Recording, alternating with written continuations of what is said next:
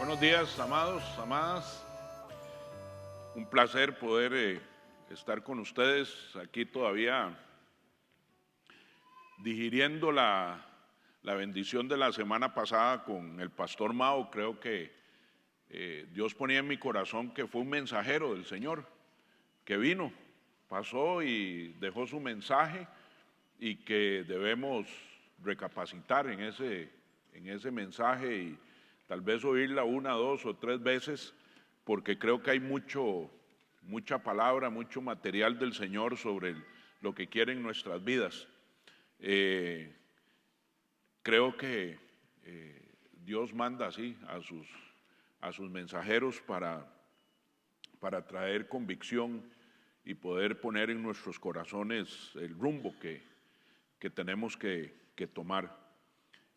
Como les decía Jessica, anoche hicimos un servicio a la antigua. Decíamos anoche cómo sería un servicio sin todas las comodidades que tenemos. Ayer los focos, los celulares, pusimos carros en las entradas para que alumbraran. Fue espectacular y ver aquel montón de personas servidoras aquí corriendo, unos llamando a la fuerza y luz y otros corriendo carros para que vinieran con las escaleras. Bueno, fue realmente muy lindo ver el compromiso de muchas personas para que la palabra pueda llegar. Así es que gracias a todos los que participaron anoche de una u otra manera. Fue bellísimo. La verdad que iba feliz. Salimos como a las 8:30 porque no queríamos irnos. Yo no sé si es que la luz a veces nos impide irnos, pero estuvo muy bello. Bueno, aquí tengo. Hoy vamos a continuar con la enseñanza de probados hasta el propósito. Tal vez los que se han unido en los últimos días a Vida Abundante, empezamos hace unas semanas atrás la serie sobre la vida de José, diciendo que nosotros hemos sido llamados, tenemos un llamado de parte de Dios, un llamado que tiene un destino o un propósito. Pero vimos que entre el llamado y el destino nosotros vamos a pasar por diferentes pruebas. En el caso de José hemos podido ver cómo Dios le da a José una revelación de lo que quiere hacer con él a los 17 años. José, el orgullo le juega una mala pasada, maneja mal la información que Dios le da, la maneja mal delante de sus hermanos. Esto hace que sus hermanos lleguen a odiarlo a tal punto que planean matarlo. Entonces vimos la primera prueba, que es la prueba del orgullo. Luego vimos la prueba del pozo. Los hermanos querían dejarlo abandonado en un pozo seco, en una cisterna, y su hermano Rubén, que es una especie de Cristo, dice la Biblia que tenía la intención de sacarlo del pozo y llevarlo a su padre. Sin embargo, Rubén actúa como una especie de Cristo, que eso es lo que hace. A veces estamos en un pozo de tal profundidad que nos encontramos solos, no sabemos qué hacer y lo único que nos queda es mirar hacia arriba, ¿verdad?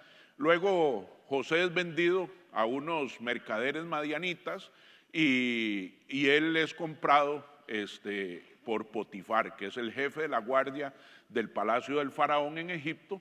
Y José, dice la palabra, Dios estaba con él. Trabaja en la casa de Potifar por muchos años y no solamente hizo prosperar la casa, sino también el campo de Potifar. A pesar de que era un no creyente, José pasa ahí una prueba que le llamamos la prueba de la pureza. ¿Por qué? Porque la esposa de Potifar se enamora de José, que dice la Biblia que era un hombre muy guapo, y entonces se enamora de él y quiere tener relaciones con él. José, guardando su corazón, huye de ahí, pero dejó su túnica ahí. Y dijimos que el diablo a veces produce evidencia, ¿verdad?, para engañarnos a nosotros. Deja la túnica y es acusado, y José va a la cárcel. Va a la cárcel durante 13 años. Y en esos 13 años, cuando era el año 11 de estar en la cárcel, José tiene la oportunidad de revelarle o de interpretarle el sueño a dos miembros del palacio de Faraón, que son el copero y el panadero, ¿verdad? Y le dice al copero que él va a ser restituido, que va a salir de la cárcel, y ahí hay un desliz de José. En el año 11, José pone su mirada en el copero creyendo que es él el que lo va a sacar, y vimos la prueba de la prisión donde Dios dice: José todavía no está listo, porque ha puesto su mirada en otros, y si hay algo que tiene nuestro Dios, es que no comparte su gloria con nadie, ¿verdad? Y entonces se queda 2 años más, pero a los 2 años, ahora viene José, es llevado a palacio porque Faraón es el que tiene unos sueños de unas vacas flacas y unas gordas, de unas espigas lozanas y unas espigas abatidas por el viento solano, dice la palabra. Pero en el sueño es extraño porque las vacas flacas se comen a las gordas y las espigas azotadas por el viento solano se comen a las lozanas. Y entonces José es llevado, un día amaneció en la cárcel y al día siguiente ya está en palacio. Dijimos que el de repente de Dios así es, y tiene y sufre la prueba del poder, porque después de la interpretación del sueño, dice la palabra que el faraón estaba esa noche inquieto con lo que José le había dicho, y entonces a la mañana siguiente él manda a llamar a sus magos, a sus hechiceros, a sus servidores, y delante de toda la corte en palacio pone a José como gobernador, como segundo. Y no solamente lo embiste externamente, porque dice que le pusieron trajes de lino fino, le pusieron el anillo, le pusieron una gargantilla de puro oro que significaba la autoridad, sino que también le dio el anillo del faraón para que nadie pudiera debatir las decisiones de José. Y José pasa la prueba del poder. Dios a veces nos va a dar poder, a ver qué hacemos con él, nos va a poner en eminencia en ciertos lugares para ver qué hacemos con ese poder, si podemos manejarlo o no podemos manejarlo. Porque hay algunas personas que no pueden manejar su título, no pueden manejar su nivel de autoridad. Y vimos cómo José sí logra hacerlo. Y hoy vamos a ver la otra prueba, que es la prueba del perdón. ¿Qué pasó? Vinieron los 7 años de abundancia, después los 7 años de escasez, y en la abundancia todo el mundo estaba contento. José le había recomendado al faraón que quintara la tierra, ¿verdad? Y quintar era la quinta parte, el 20%. Y ahí vimos por primera vez el efecto de la multiplicación. Si usted ahorra el 20% de su salario durante 7 años, ¿verdad? Sin quitando los intereses, durante 7 años usted va a tener el 140%. Y si usted gasta el 100% en un año, el 140 le alcanzaría para 1 año y 4 meses. Pero ¿cómo hizo Dios que reservas que solamente alcanzaban para 1 año y 4 meses, alcanzaran para 7 años, y no solamente para 7 años, sino también para darle al pueblo de Israel? La primera multiplicación de la que habla la Biblia es del 500%, 5 veces. 140 por 5 es 700. 700% fue lo que Dios multiplicó, el ahorro lo redimió. Pero ¿qué pasó? Vinieron los tiempos de vacas flacas y vino el hambre. Entonces la gente consumió lo que tenía en la casa, y cuando ya no tenía que comer, entonces sale y van a los graneros del palacio. Pero no crean que era de gratis. José y los judíos tienen a un gran maestro comerciante en José, ¿verdad? Trabajaba para el faraón y dice, y el faraón tiene que prosperar. Entonces, primero empezaron vendiendo el grano. Entonces la gente tenía dinero, vienen de vacas gordas, y entonces tenían dinero y compraban el grano. Pero seguían pasando el tiempo, pasan los años y se acabó el dinero. Cuando se acabó el dinero, José dice, ok, ya no tienes dinero, ahora vas a traer los títulos de la propiedad. Entonces, a cambio de propiedades te vamos a dar dinero, alimento. Y la gente traía los títulos de su propiedad y pasaron a ser propiedad del faraón, excepto la 10ª parte de la tierra. José diezmó, puso e instituyó una práctica que era judía en Egipto, ¿verdad? La tierra de los levitas, que eran los que eran dedicados al templo, esos no tuvieron que entregar las tierras. Y entonces Faraón y Egipto crecieron de una manera tremenda y la gente tuvo que comer. Y tuvo que comer hasta que el hambre también llegó a Israel y los israelitas empezaron en caravanas a irse para Egipto. Y ahora que veo estas caravanas que han salido de Honduras, de El Salvador y de Guatemala, yendo hacia Estados Unidos, recordaba en mi corazón cómo esto ha sido algo que la necesidad del hambre ha hecho que las personas tengan que emigrar y salir y dejar a los que aman la tierra donde nacieron y tener que ir en busca de mejores oportunidades y del alimento, porque escasea el alimento. Para mí esto es un mensaje para nosotros, para la iglesia, para los políticos, porque si algo puedo estar seguro es que Dios dio a Centroamérica una tierra bendita. Pero hemos administrado tan mal lo que Dios nos ha dado que ya no produce esa tierra para darle alimento a los suyos y han tenido que emigrar. Doy tantas gracias a Dios por Costa Rica, que seguimos siendo, a pesar de todos los hierros políticos que hay en este país y de tanta corrupción y de tanto mal manejo, todavía sigue siendo una tierra fértil, pero no hay que abusar de ella, no hay que abusar.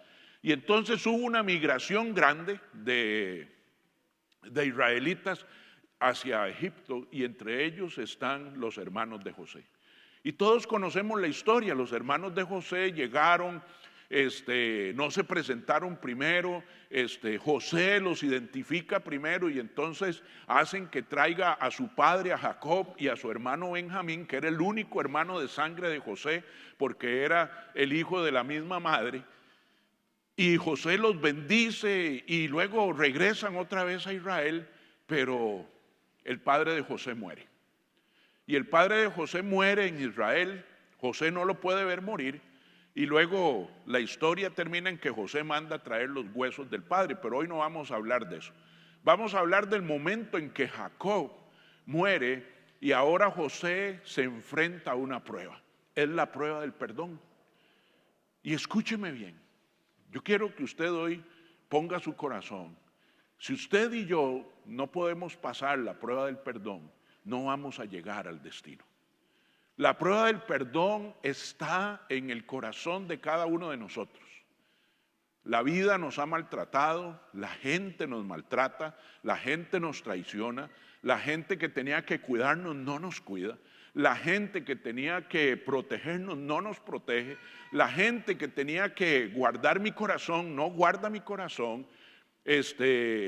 Sufro afuera, sufro bullying, sufro de todo, y la vida trae personas injustas, pecadoras, pero nosotros también, y herimos a otros. Y entonces, así como José Miguel ha herido a gente, hay gente que hiere a José Miguel. Y así como la vida ha herido a José Miguel ha herido a la vida también. Y cada uno de nosotros tiene una historia que contar en cuanto a heridas, ¿verdad? Pero Dios tiene que limpiar eso, tiene que limpiarlo. Y desde los púlpitos siempre se habla del perdón, pero tal vez no de una manera entendible, de algo que yo pueda entender por qué. Siempre me han enseñado que tengo que perdonar, es un mandamiento, es bíblico, hay que perdonar, pero yo tengo que internalizar eso en mi corazón y quisiera que hoy podamos hablar de eso. Hoy vamos a hablar de la prueba del perdón, una prueba que José pasa con excelencia y que eso le permite, porque la próxima enseñanza que Dios me permita dar será la final, y es la prueba del destino, que es cuando llegamos. Está a punto José de cumplir su destino, aunque ya lo está cumpliendo, pero no ha fructificado todavía pero tiene que pasar la prueba del perdón. Y vamos a leer Génesis capítulo 50, versículos del 15 al 21. Viendo, y aquí la palabra viendo la subrayo, porque viendo aquí significa evaluando, analizando, maquinando, eso es lo que significa, ¿verdad? Maquinando los hermanos de José que su padre era muerto, dijeron: quizá nos aborrecerá José y nos dará el pago de todo el mal que le hicimos. Ya ellos saben lo que sembraron, ¿verdad? Ya en su corazón saben que algo no se hizo bien. Dice: y enviaron a decir a José: tu padre mandó antes de su muerte diciendo, así diréis a José, te ruego que perdones ahora la maldad de tus hermanos y su pecado, porque mal te trataron. Por tanto, ahora te rogamos que perdones la maldad de los siervos del Dios de tu padre. Y José lloró mientras hablaba. Los teólogos que han estudiado a profundidad esto consideran que esto es mentira. O sea, que el papá de José nunca dijo esas palabras. Y nunca las dijo porque no hay evidencia que Jacobo las haya dicho. Y yo no sé si usted nota algo en estas frases.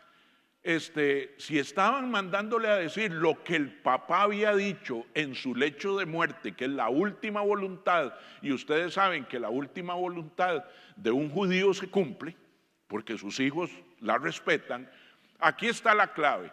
Y la clave está en te rogamos. ¿Por qué te rogamos? ¿No es que el papá lo dijo? ¿Por qué tú dices ahora que te rogamos? ¿Verdad? Bueno, el asunto es que estos hermanos de José eran unos artistas, ¿verdad? Eran unos bichitos, y ellos ya habían maquinado todo y dijeron: qué torta, ahora se murió José, se murió papá, y ahora José era el preferido, y ahora sí se va a venir aquí terrible, ¿verdad? Entonces ellos maquinan eso y conmueven el corazón de José. Y entonces ellos creen que se salieron con la suya. Ellos creen que José ahora sí los va a perdonar, pero no porque ellos dijeron, ¿verdad? Usted no ve ahí arrepentimiento de ninguna forma, es simplemente una información que le mandaron a decir a José. Y aquí es donde aparece por primera vez la palabra perdón en la Biblia. Antes de Génesis 50 no aparece la palabra perdón, ni perdonar, ni perdonaréis, no aparece. Y aquí es el génesis del perdón, empieza aquí. Perdonar significa absolver completamente, librar todas las penas o todas las deudas. Charles Stanley dijo algo que marcó mi vida hace muchos años, que él dice, y yo estoy de acuerdo con él, que el perdón tiene que ver con una deuda. ¿Alguien me debe? ¿Verdad? ¿Alguien me debe algo que tiene que pagarme? Yo le debo a alguien, ¿verdad? Y Dios me debe a mí. ¿Por qué digo que Dios me debe a mí? Porque nuestra naturaleza nos ha hecho pensar, y el diablo nos ha hecho pensar, que Dios nos debe cosas a nosotros. Y que yo oro y que Dios tiene que, ¿verdad? Que Dios está en deuda conmigo, y muchas veces eso está en nuestro corazón. Entonces, la palabra perdonar significa cancelar absolutamente la deuda. De hecho, hay una historia en Lucas allá donde Pedro llegó muy generoso y le dijo a Jesús que cuántas veces había que perdonar, que si 7 veces, llegó súper generoso, y el Señor le dice 70 veces 7, y se quedó patinando, no entendió. Entonces Jesús le cuenta la historia de un hombre que le debían como 500 millones de dólares, y vino el que le debía y le dice: no puedo pagarte. Y entonces fue movido a compasión, le perdonó la deuda, pero vino otro que le debía 80,000 colones, que eran 10 denarios, y como no se los pagaron, mandó a la cárcel junto con la familia al que le debía. Y dice que el hombre, cuando vio eso, le dijo que era un malvado, y entonces le dijo: échelo a los atormentadores, porque el que no perdona se atormenta solo. ¿verdad? Y termina Jesús diciéndole a Pedro, Pedro, si tú no perdonas a tu hermano, no al enemigo, a tu hermano que ha pecado contra ti, mi Padre que está en los cielos tampoco te perdonará a ti. Y eso es lo que nos han enseñado. Y así dice la palabra. Pero esto es más profundo que eso. Si no pasamos la prueba del perdón, no podremos llegar a nuestro propósito o a nuestro destino. Muchos me dicen, pastor, yo intento perdonar, yo intento, pero es difícil, no puedo, hay tanto dolor en mi corazón, es tan grande el daño, es tan grande el mal que me han hecho, que no puedo, simplemente. Y sí, tiene toda la razón. Nosotros no nacimos con un corazón y una naturaleza perdonadora. Les pregunto, ¿alguien tuvo un ataque de perdón hoy? Que amaneció, ay, tengo unas ganas de perdonar, pero Señor, quítame estas ganas. No, ninguno, porque esa no es nuestra naturaleza. Nuestra naturaleza no es de perdonar. Pero Dios nos va a revelar hoy cómo hacer para poder perdonar, porque hay que pasar la prueba. Porque si no pasamos la prueba del perdón, no llegaremos al destino que Dios tiene para nosotros. Vea lo que pasa. Vinieron también sus hermanos y se postraron delante de él y dijeron, henos aquí por siervos tuyos. Claro, si todos eran siervos de José. Los israelitas, los egipcios, todos no estaban diciendo nada nuevo, ¿verdad? Ellos no vinieron, José, perdónanos, José, hicimos mal, José, estamos arrepentidos, José, nada. Simplemente aquí estamos, somos siervos tuyos. Y le respondió José, no temáis, no temáis. ¿Acaso estoy yo en lugar de Dios? Y ahí está la clave. José tiene entendido y tiene bien claro que solo se puede perdonar a través de Dios, que no es algo de nuestra naturaleza, que no es algo que está en nuestro corazón, sino le dice, ¿acaso estoy yo en lugar de Dios? Ustedes pensaron mal contra mí, mas Dios lo encaminó a bien para hacer lo que vemos hoy, para mantener en vida a mucho pueblo. José dice, si algo tengo claro, es que mi padre en la tierra era Jacob, pero en el cielo es Dios Todopoderoso, que ha estado conmigo, que ha estado conmigo en todo tiempo. Estuvo conmigo en el pozo, estuvo conmigo en la cárcel, en la casa de Potifar, estuvo conmigo, la hizo él prosperar, tanto en la casa como en el campo. Estuvo conmigo en la cárcel, me dio gracia delante del jefe de la cárcel, y aunque la pasé mal, hubo otros que la pasaron peor. Y estuvo conmigo en Faraón. Al Faraón lo inquietó Dios en la noche. Y cuando el Faraón cuenta su sueño, Dios puso en mí la interpretación. ¿Ustedes creen que fui yo? Ustedes lo hicieron para mal, pero Dios lo usó para bien. Mis amados, mucho del daño que nos hacen, Dios lo reversa. Porque el hombre lo hace para dañarnos.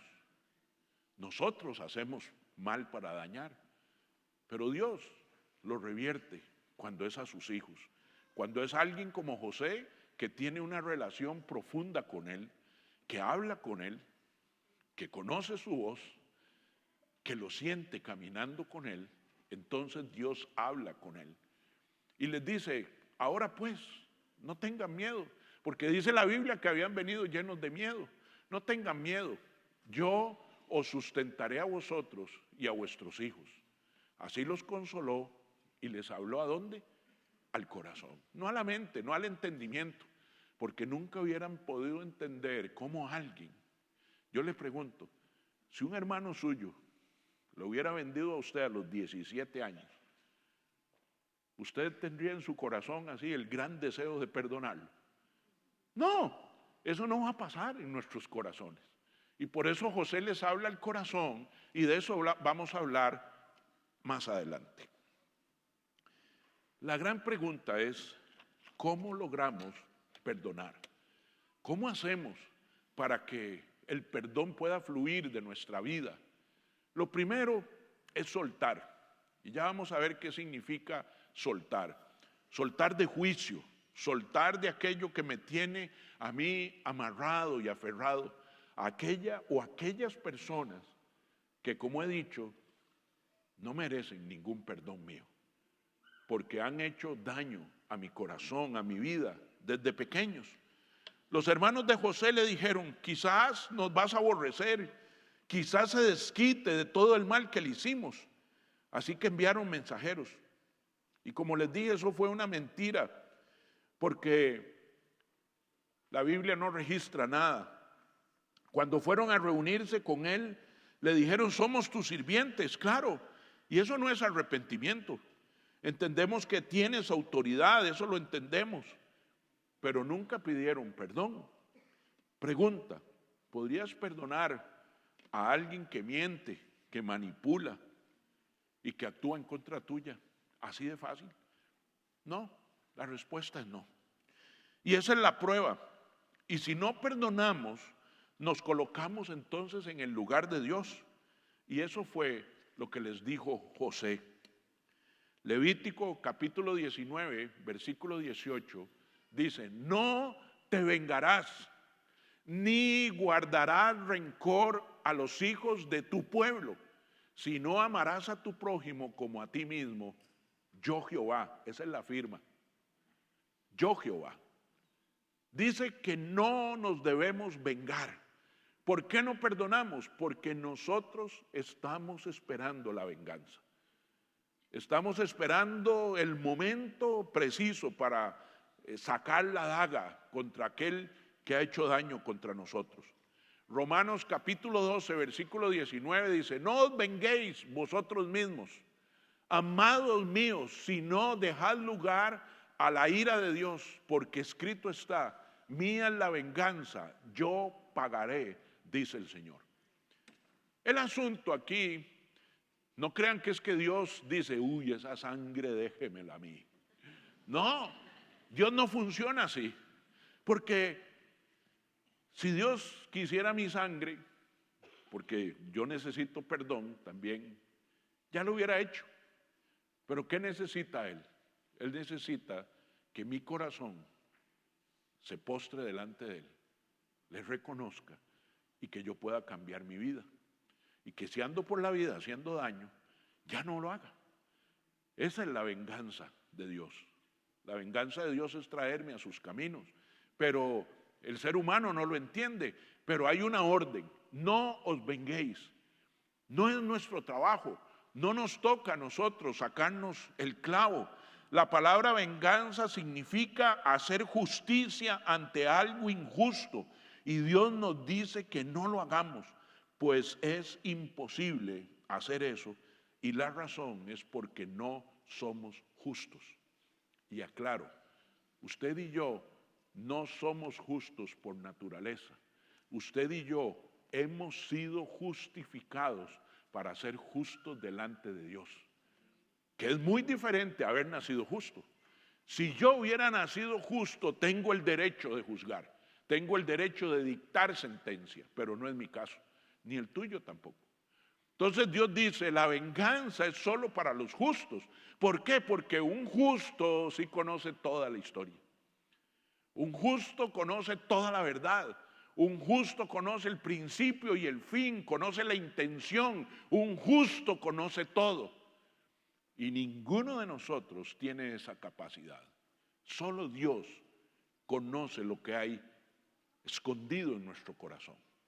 Y lo podemos confesar de una manera, pero Dios sabe la verdadera manera. Dios conoce todo.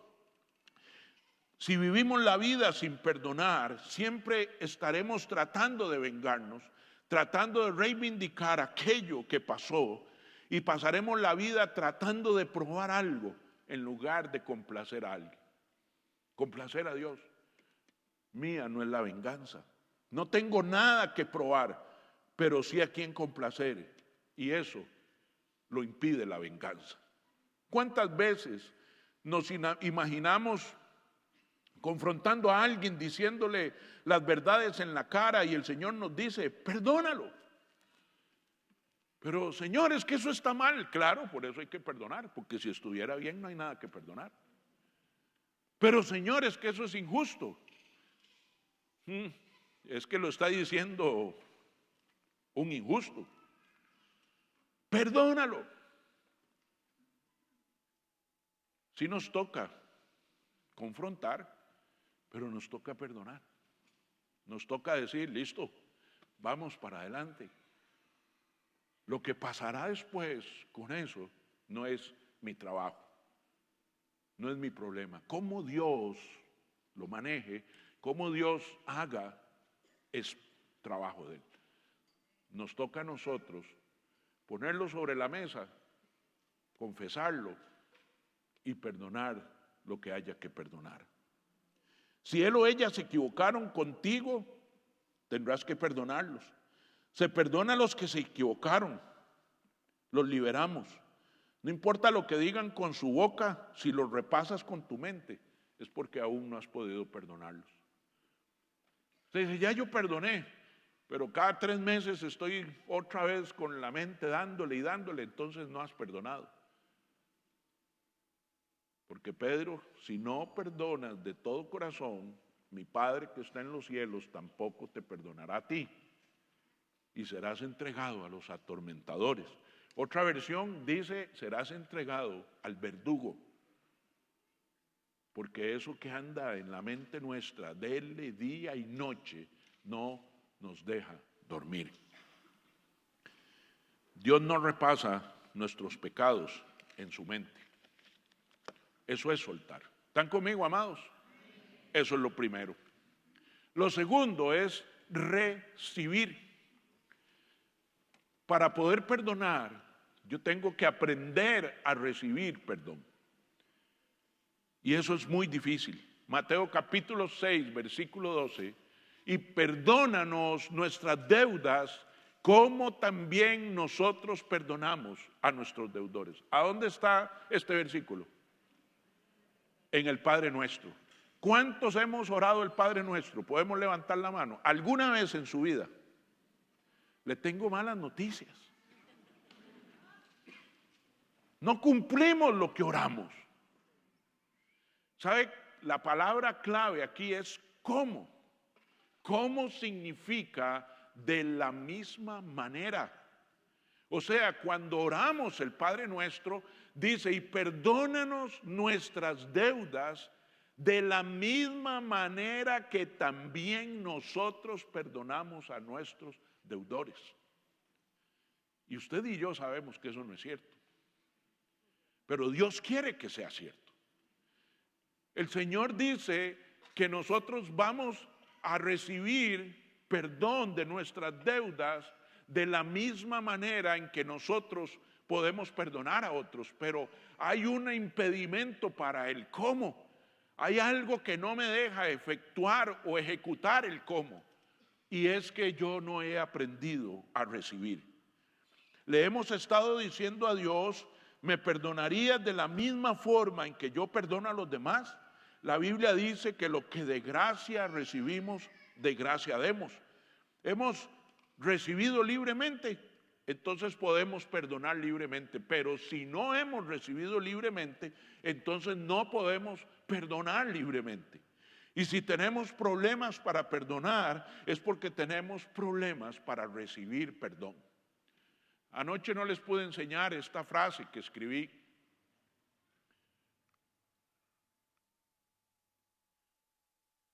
Si de alguna forma sientes que estás pagando por tus pecados o ganándote el perdón, harás que otros paguen por lo que te hicieron y harás que se ganen tu perdón. Explico esto. Hay personas que nos pasan cosas feas en la vida. Y vienen cosas terribles a nuestra vida, en nuestra casa, con nuestros hijos, con nuestra salud, con nuestras finanzas. Y sus conclusiones son, claro, ya sé, como yo fui tan desgraciado antes, hoy estoy pagando esto. Dios se ha encargado. Como, Señor, vean esta parejita pastor, yo ya no sé qué hacer con este hombre. ¿Qué pasó? ¿Sabe qué estupidez hizo? Vea, nosotros hasta aquí, patrón, como dice usted, hasta el Goyo. Y va y compra una parrillota de acero inoxidable, según él, taza acero. Ah, que qué linda la parrilla para hacer carnita asada, invitar a mami, a papi, a tus hermanos, a la suegra, a todos. Un día la usamos. Viera después la costra para quitarla. Una breteada. ¿A usted les ha tocado limpiar la parrilla? A mí me encanta la parrillada. Pero la lavada, mis amados, terrible. Se le hace aquella costra, yo tengo que usar hasta la hidrolavadora y no se le quita. Y digo, creo que esta es la última parrillada, pero no. Bueno, ellos hicieron solo una. Entonces, claro, fuimos, acabamos de terminar el curso de mayordomía financiera y el hombre con la parrilla ahí. ¿Qué pasa? De ahí se queda sin trabajo, claro. ¿Cómo no sacar sin trabajo? Dice, es un desobediente. ¿Qué estaba diciendo? Dios se sacó el clavo. Ah, compraste la parrilla, ahora te quedas sin trabajo. Entonces, cuando pensamos así, pensamos que de alguna manera, poquito a poco, con el sufrimiento, con las lágrimas, con la tristeza, con las pruebas, con los desánimos, con los pleitos, vamos pagando poquito a poco la torta que hicimos. Y entonces, de alguna manera, ¿verdad?, me estoy ganando ese perdón de mis pecados. Vean, mis amados, con parrilla o sin parrilla, con taza cero o sin taza cero, Dios te ama. Y no se saca el clavo con nadie. ¿Sabe por qué nos va mal? Porque si usted compró la parrilla con taza cero, estando crítico y sin un trabajo fijo y sin nada, eso Dios no tiene que ver nada, eso es matemática pura. Si usted gasta más de lo que gana, tarde o temprano le quitarán hasta la parrilla. No tiene Dios que ver nada con eso. Pero nosotros creemos que nos está yendo mal porque fui tan bruto, porque pedí este préstamo, porque hice incorrecto. Y claro, ahora entiendo por qué la vida me va tan mal. Pero yo creo que a la vez estoy abonando a mi perdón.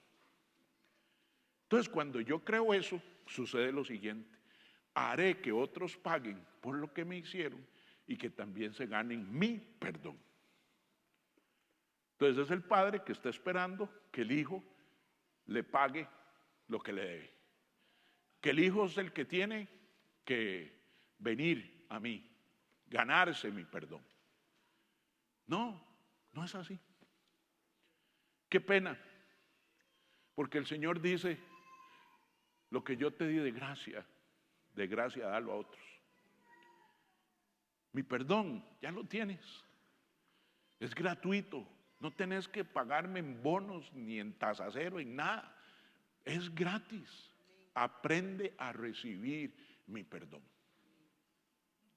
Hasta aquí yo decía, y me ponía yo en estos zapatos, yo decía, Señor, cuán terco fui durante tanto tiempo, pero ¿qué puedo hacer para que podamos ayudar? Y la respuesta es, el perdón no se ejecuta porque no creemos, y cuando creemos no entendemos. Repito, no ejecutamos el perdón que debemos ejecutar porque no creemos. Ok, voy al curso, en el curso me explican, ahora creo, pero no entiendo. Y como no entiendo, lo que yo no entiendo, mis amados, no lo hago normalmente. La fe tampoco es un don dado a todos en la misma proporción. Entonces, la última parte es cómo lograr perdonar, creyendo y entendiendo. Y eso es lo que quiero que veamos. Quiero que lo que venga lo armemos juntos para que usted pueda creer y entender. Y después de hoy, tome su decisión. Vamos a ver. Dice el Salmo 103:12. ¿Cuánto está lejos el oriente del occidente. Pregunta, ¿cuánto está lejos el oriente del occidente? ¿Cuánto es la distancia? Amados, ¿cuánto? Infinita, no hay. O sea, el oriente y el occidente jamás podrán estar juntos. Uno está allá y el otro está allá. ¿Cuánto? Todo para allá y todo para acá. ¿Están conmigo? Dice, ¿cuánto está lejos el oriente del occidente? Hizo alejar de nosotros nuestras rebeliones, nuestros pecados.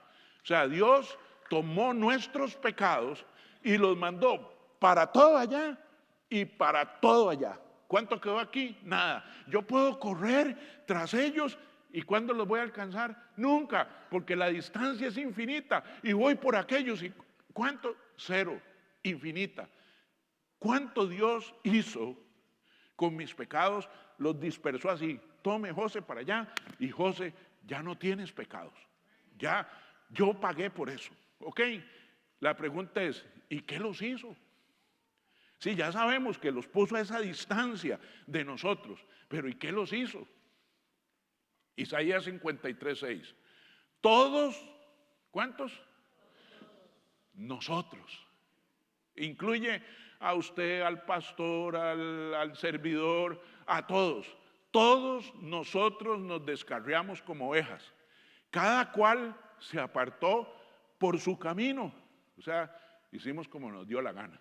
¿Ok? Mas Jehová cargó en él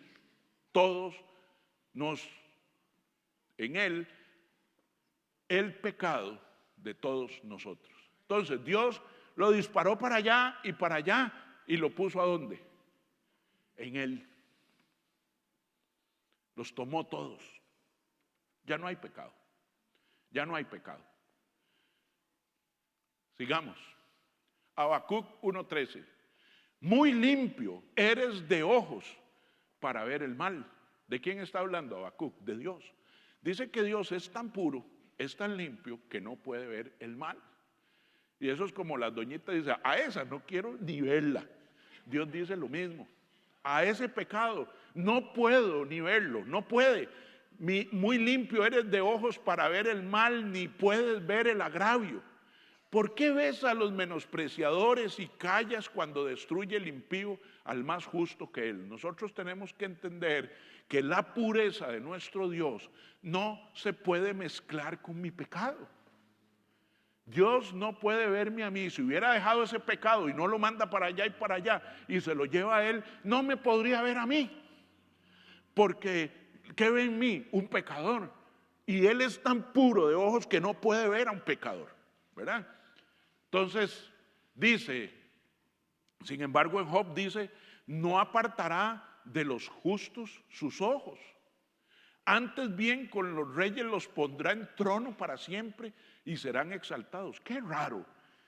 En un lado, Habacuc dice que Dios no puede ver el mal, no puede ver el pecado. Pero Job dice que no apartará los ojos de los justos. Entonces, ¿qué pasó en medio? Tuve que ser justificado.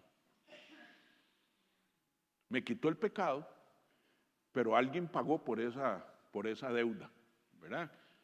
Y dice 1 Pedro 3:12, porque los ojos del Señor están sobre los justos y sus oídos atentos a sus oraciones, pero el rostro del Señor está contra aquellos que hacen el mal. ¿Sabe qué me dan ganas al leer estos versículos? De ser justo. Pero ya lo soy. No por mí, porque Jesús pagó por mí. Cogió el pecado, lo mandó para allá, cogió todo el paquetico y le dijo, tome Jesús, guárdeme este paquetico ahí para siempre, hasta que tú vengas. Mientras tanto, entonces ahora quedó José, ¿verdad? O quedó aquí la hermana, y Dios viendo los ojos dice, ya no tiene pecado, ahora te puedo ver. Ha sido justificada. Y mis ojos están puestos sobre ti y atento mi oído para ti. Te lo doy de gracia recibirlo. Y para ti también, y para ti también, y para ti también. Para todos. ¿Están conmigo, amados? Creemos que entonces fui perdonado, que el pecado fue quitado de mí y ahora entiendo por qué Dios me dice, pídeme, por qué Dios dice, haz tu lista, ora a mí, porque tú eres justificado. Por eso te pido que perdones, que me lo entregues a mí, porque en la misma espalda donde puse todo, ahí están los tuyos, pero también van a estar de los que tú perdones, en la misma espalda. Por eso celebramos la Santa Cena. Y le dijimos, Jesús, gracias. No podemos manejar aquí lo que hay en el corazón de Dios aquí. No somos capaces de tener una mente que entienda lo que pasó en esa cruz. ¿Cuáles pecados me fueron perdonados? Los de ayer, los de hoy y los de mañana. Me fueron perdonados. Entonces yo quiero ser justo por Cristo. Y eso fue un regalo que Él dejó para usted y para mí. Y dice, y no solo eso, ahora mi Padre, yo llevo la carga como el burrito, pero ahora mi Padre tiene los ojos puestos sobre ti. Por eso puedes hablar con Él todas las mañanas. Por eso puedes hablarle. Por eso puedes pedirle. Y no solo eso, mi Padre está así, atento a tus oraciones. Solo podremos perdonar cuando creemos y cuando entendemos. Amén, amados. Qué bueno es nuestro Dios. Dice Pablo, 2 Corintios 5:21, al que no conoció pecado, por nosotros lo hizo pecado, para que nosotros fuésemos hechos justicia. Cuando entrego mi carga, mi mochila, y la pongo a sus pies, automáticamente estoy siendo justificado. Y ahora mi Padre, que antes no podía ni verme, ahora anhela verme cada día, cada mañana. Cada mañana son nuevas sus misericordias. Y de lo que hice ayer, ya no se acuerda. Y no se acuerda, es que no se acuerda. Si algo tiene Dios, es una pésima memoria. Bendito Dios. Hay un pastor en una iglesia en Texas, se llama Marty Waldman, es un judío, es el pastor de la iglesia mesiánica más grande del mundo, se llama Baruch Hashem. Y Marty llegó a Estados Unidos porque sus padres vinieron de Europa a buscar refugio a Estados Unidos. Pero tiene una historia muy triste, no la de él. Él es redimido, pero sus padres eran prisioneros en Auschwitz, en un campo de concentración en Alemania de los más terribles que hubo. Y estaban los padres y los abuelos. Y los papás de Marty eran jóvenes, eran adolescentes. Los papás de los abuelitos de Marty un día dijeron, tenemos que ver cómo sacamos a nuestros hijos de aquí porque ellos van a morir. Tarde o temprano, así como los alemanes están matando a todos los judíos, nuestros hijos morirán. Tomaron a su hija, la mamá de Marty, y en el saquito le cosieron dinero por dentro. Y 20 jóvenes de Auschwitz, los papás y los abuelitos planearon que huyeran para ir a buscar una oportunidad antes de morir ahí. Y entonces planean la noche, pero algo salió mal y cuando ellos están saliendo por el lugar que habían determinado para escapar, los guardias alemanes los pescan y disparan contra ellos. De 20 matan a 10. Uno de ellos es la tía de Marty, o sea, la hermana de su mamá, que también era una adolescente. La mamá de Marty se devuelve a tratar de salvar a su hermana y ella está muriendo en los brazos de la mamá de Marty y los alemanes la ven con aquellos reflectores y disparan contra ella. Terminan de matar a la hermana y le disparan a las piernitas de la mamá de Marty, que era una adolescente. 10 jóvenes que quedaban, 2 de ellos se devuelven a jalar a la mamá de Marty, herida, y era tantas las heridas que ya no podía continuar con ellos. Entonces buscan una casa de unos alemanes para que la cuiden, que les ayuden. Y bueno, la gracia de Dios hizo que estos alemanes adoptaran a la niña y le dejaron la plata. Le dijeron, ella anda ahí en su abrigo de dinero hasta donde les alcance para que se ayuden, pero nosotros tenemos que irnos. Y dejaron a la mamá de Marty ahí, la criaron estos alemanes.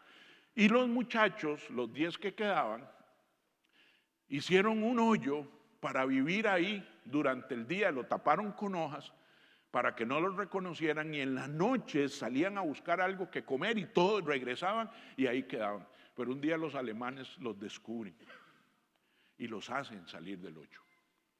Los llevan a otro campo de concentración y les dicen, ya los vamos a matar, pero necesitamos un sastre. El papá de Marty era sastre, porque el abuelito de Marty era sastre también. Y el abuelito de Marty era sastre. Entonces el papá de Marty sabía de sastrería y dice, yo soy sastre. Y le dice, tú te vas a encargar de repararnos los uniformes. Y los otros 9 ya iban para el paredón. Pero entonces él dice, ¿qué hago? Tengo que salvar a alguien. Y dice, necesito un asistente. Y entonces lo ponen a escoger entre los 2 mejores amigos del papá de Marty, que eran gemelos. Y le dice, escoge uno. Y él tuvo que escoger a uno.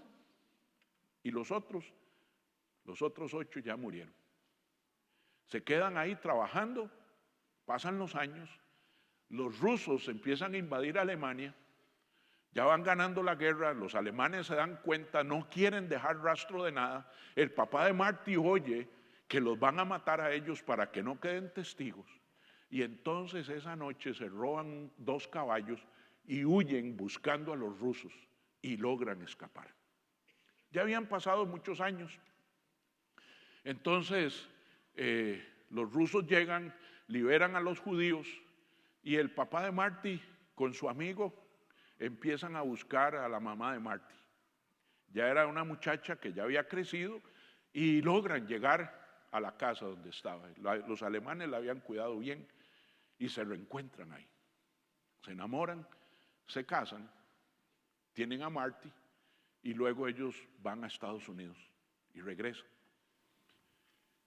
Marty acepta a Cristo en su corazón, por eso él es mesiánico, funda una iglesia que se llama Baruch Hashem y después Marty decide que quiere ir a Auschwitz a recordar y dar honor a sus padres y sus abuelos que murieron, siempre los terminaron matando. Estando allá, Marty conoce a un tipo que está ahí, que es nieto de los guardias de Auschwitz, de uno de los guardias de Auschwitz. Y se conocen, los 2 son cristianos. Y entonces el nieto de los guardias ora por los abuelitos de Marty y Marty ora por los abuelitos de los guardas alemanes. Y los perdona. Entonces le preguntan a Marty, Marty, ¿cómo pudiste perdonar a alguien que mató a tus abuelos, que le robó a tus papás la alegría que todo abuelo creo quiere ver a sus nietos casarse, vivir con ellos? Todo eso les fue cercenado. Las familias se separaron desde jóvenes, nunca pudieron disfrutar a los hijos. Les robaron todas sus pertenencias, sus riquezas. ¿Cómo pudiste hacerlo? La respuesta de Marty Waldman es, lo pude hacer porque hubo un judío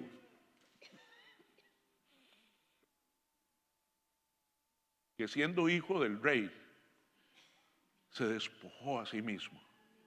Dejó todo por ti y por mí. Y esa ha sido la fuerza, porque mis abuelos sí perdieron muchas cosas aquí, pero ganaron todo allá. Y ese es el motor del por qué hoy pude perdonar y orar con el nieto de los guardias que mataron a mis abuelos y que destrozaron mi familia y destrozaron nuestra raza, y que hoy tuvimos que venirnos aquí alejados de nuestra tierra y perdimos todo, porque Jesús también lo perdió todo.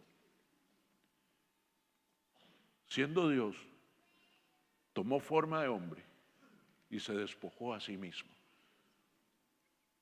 Pero no solo lo hizo por Marty, lo hizo por ti y por mí también. Y por todos aquellos que un día decidamos creer y entender que la venganza es de Él y que lo que yo recibo de gracia debo dar. Vamos a ver este video. Perdón.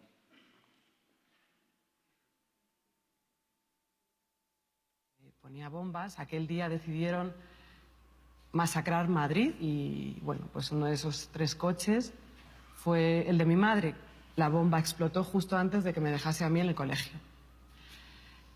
Bueno, aquello nos destrozó el cuerpo a las 2, pero milagrosamente salvamos la vida. Ella, sin un brazo y sin una pierna, vino a mi hospital y me dio el consejo que me ha servido no en ese momento, en toda mi vida. Hija, esto es lo que tenemos.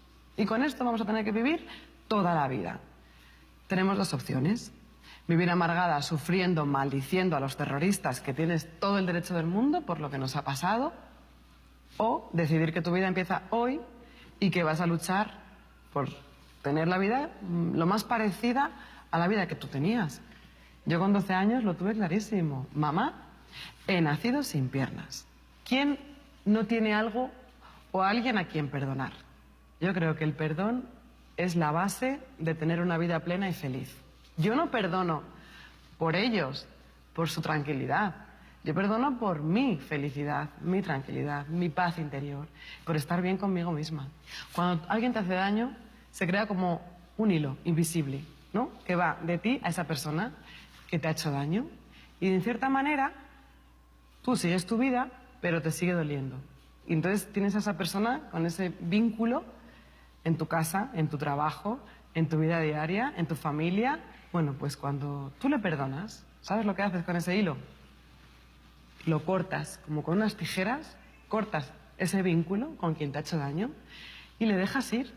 O sea, y tú no te imaginas la liberación que resulta perdonar. Hola Irene, mi nombre es Elena y bueno, yo quería decirte que eres un ejemplo de superación para mí, pero también para muchas personas, ¿no? Entonces yo quería preguntarte qué has aprendido de las adversidades que te han ocurrido en la vida. Pues fíjate que yo creo que de la adversidad es de lo que más se aprende, porque cuando el camino es fácil, bueno, uno lo transita con naturalidad, normalidad, pero pocas lecciones dan, ¿no? Cuando no te pasa nada y cuando todo está bien. Es maravilloso que todo esté bien, pero a mí la adversidad me ha enseñado, pues, a agarrar la vida con una fuerza y con unas ganas de vivir. La adversidad me ha enseñado a que la vida no se acaba si tú no quieres, y me ha enseñado a valorar simplemente el hecho de estar viva, ese regalo. Yo creo que la clave está en ver más posibilidades que limitaciones. Cuando ocurre la adversidad, uno solo ve la dificultad, el problema. Pues cambia el foco. Enfócate en la respuesta, la solución, en lo bueno y en lo positivo, que siempre, por muy negativa que sea la realidad, por muy negro que veamos todo, siempre hay una luz al final del túnel. Y que a veces es que no hay otra opción. Uno no sabe lo fuerte que es hasta que ser fuerte es tu única opción. Huimos, el ser humano, de la adversidad, de la dificultad, y es al revés. Hay que meterte de lleno y afrontar esa adversidad porque vas a conocer a un nuevo yo muchísimo más fuerte que el que tenías antes. Siempre digo que, hijo, te haré fuerte y seguro, pero debes tropezar para aprender Por eso voy a darte fortalezas humanas, dándote mucho amor y mucha seguridad en ti mismo. Pero no voy a quitar las piedras de tu camino, porque cuantas más piedras encuentres y más pesadas sean, más grande y fuerte construirás tu castillo.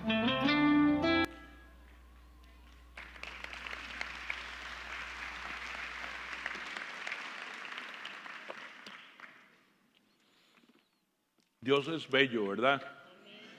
Y yo quisiera que nos pongamos de pie en esta mañana.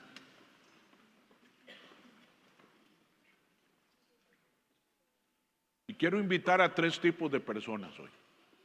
Invitarlos a que vengan para que oremos juntos.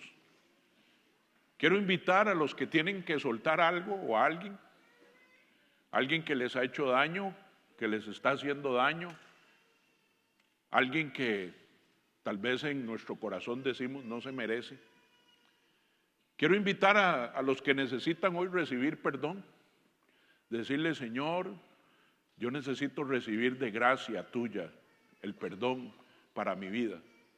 E invitar a los que han creído y han entendido que perdonar es una bendición para nosotros. Y quiero que oremos juntos. Todos necesitamos de una u otra manera el perdón, ya sea de alguien para mí o de mí para alguien, porque ya lo recibimos de Jesús, de nuestro Padre. Y salga ahí de su banca, venga para que oremos, para que le pidamos al Señor que el perdón es necesario para poder llegar a mi destino. Digámosle hoy: Padre, necesito pasar esta prueba, porque quiero llegar a mi propósito, a mi destino. No me quiero quedar estancado. No quiero volver, Señor, a lo mismo de siempre, a creer que estoy pagando. Y vea, como decía la muchacha, la adversidad es algo que nos va a venir. No es que nadie esté cobrando nada. Y vamos a desplegar nuestro corazón delante del Señor y decirle: Señor, hoy quiero recibir, hoy quiero soltar, hoy entiendo, Señor, lo que hay en tu corazón y lo que hiciste. Padre, en el nombre de Jesús, venimos delante de ti, Señor, en esta mañana, con un corazón contrito y humillado delante de ti, Señor. Hoy venimos, Señor, por tu regalo, Señor. Tú perdonaste toda nuestra iniquidad, Señor.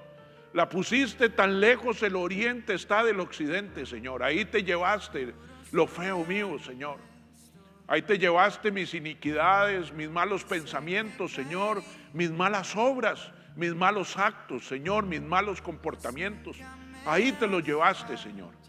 Pero no quedaron en el aire, Señor, sino que los pusiste sobre las espaldas de Jesús, Señor. Hoy entiendo que la profundidad de la cruz, Señor, la profundidad de esa pasión de Jesús, Señor, es inentendible, Padre. Que hay tanta profundidad, Señor, tanto misterio, Señor, tanta verdad, tanta revelación, Señor, que nuestra mente no es capaz de procesarla, Señor.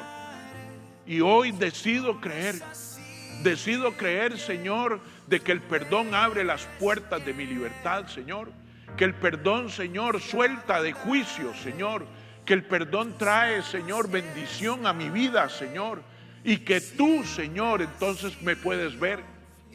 Que tus ojos estarán puestos sobre mí, que he sido justificado, sobre mis hermanos que han sido justificados, sobre tus hijos que han sido justificados, Señor.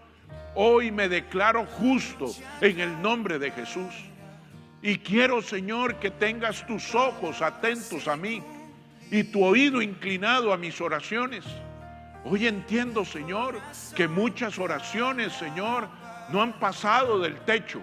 No han pasado, no han llegado a tu trono, Señor, porque mi corazón todavía ha decidido no perdonar. Porque mi corazón todavía tiene rencor y quiere vengarse, Señor. Porque mi corazón todavía quiere tomar el lugar tuyo, como les dijo José. José entendió perfectamente, Señor, que sus hermanos no merecían el perdón, pero que él no iba a tomar el lugar de Dios. Que él simplemente, Señor, entendía que Dios permitió todo eso y lo usó para su bien, Señor, para llevarlo al destino que tú tenías preparado para él. En esta mañana, Señor, declaro que quiero llegar a mi destino. Quiero llegar, Señor, a mi propósito. Quiero llegar a mi llamado, Señor, pero quiero llegar contigo.